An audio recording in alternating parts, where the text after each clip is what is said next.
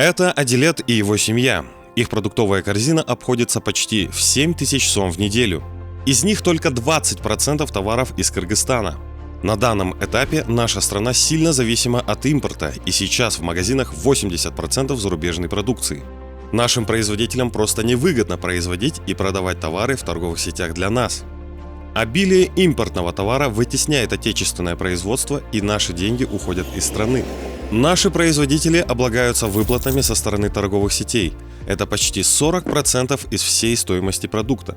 Это ретро-бонус в 15%, высокие маркетинговые выплаты, долгая отсрочка оплаты за товар и утилизация просроченной продукции, которая лежит на плечах наших производителей, в отличие от импортного продукта.